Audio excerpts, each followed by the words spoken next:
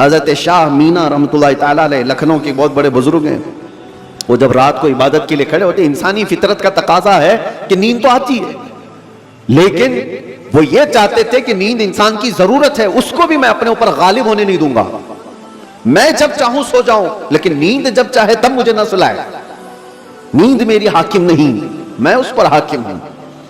آپ نے کیا کیا جانتے ہیں؟ رات کو عبادت کے لیے روزانہ کھڑے ہو جاتے تھے۔ ایک دن ایسا ہوا کہ جھپکی آ گئی اور گر گئے۔ اس کا ان کو اتنا افسوس ہوا کہ عبادت میں نیند نے مجھے اپنا غلام بنا دیا، اللہ رب العزت کی عبادت سے مجھے نیند نے دھوکہ ایسا دے دیا کہ میں گر گیا، اس کا غلام ہو گیا۔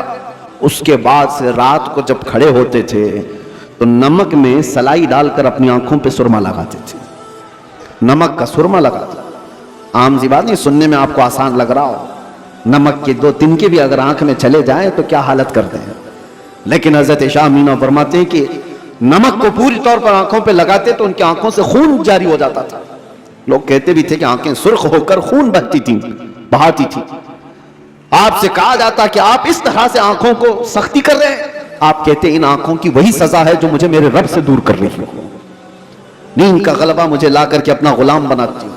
خواہشات کے لیے بھی انہوں نے ایسا ہی کیا ہے، اپنے خواہشات پر کنٹرول جب تک آدمی نہیں کرتا اس کی روح طاقتور نہیں ہے، اس کی روح کوئی طاقت نہیں رکھتی، وہ کمزور آدمی ہے۔ اسی لیے میرے عزیزوں، میں جو بات کر رہا تھا، حضرت شاہ حمزہ عینی، ان کے ہاں جو لوگ آتے تھے، کچھ تو پنڈت بھی آتے تھے، جوگی بھی آتے تھے تپسیا کرنے کے لیے کہ صوفی سنت ہیں، ان کے ہاں جو تربیت ہوتی ہے وہ بہت اعلیٰ درجے کی ہوتی ہے۔ آپ یہ کہتے تھے کہ انسان سب سے زیادہ کن چیزوں کا محتاج ہے؟ کھانے کا، پینے کا، سونے کا، یہی سب چیزیں نا، اس پر تو وہ کنٹرول کرا ہی دیتے تھے۔ کوئی ایسا ان کے پاس مجاہد ہوتا، ریاضت کرنے والا، کہ 3 دن 4 دن تک بغیر کھائے پیے عبادت میں مصروف رہتے، کچھ بھی نہیں۔ اور یہ پاسبل ہے کیونکہ اللہ نے انسان کی باڈی کو فلیکسیبل بنایا ہے، اس کو جیسا بندہ ڈھالتا ہے ویسا جسم بنتا ہے، کوئی چیز امپاسبل نہیں ہے۔ بزرگوں نے یہ تربیت کیا۔ اب ایک مقام ایسا آیا کہ کھانے پینے کی بات تو چھوڑو، یہ جو محتاجی ہے، جو بھوک لگتی ہے، اس سے تو انہوں نے کنارہ کر لیا۔ ایک شاگرد نے ان سے کہا کہ حضور، کھانے سے تو ہم محتاج نہیں ہیں، جب ہم چاہیں گے کھا لیں گے، بھوک ہم کو غلام نہیں بنا رہی یاد، پیاس بھی ہم کو غلام نہیں بنا سکتی، لیکن یہ جو سانس لیتے ہیں اس کے تو ہم محتاج ہیں، سانسوں کے بغیر تو رہ نہیں سکتے۔ آپ نے فرمایا میں وہ بھی تربیت تمہیں کرا دوں، اس کی بھی تربیت کرا دوں۔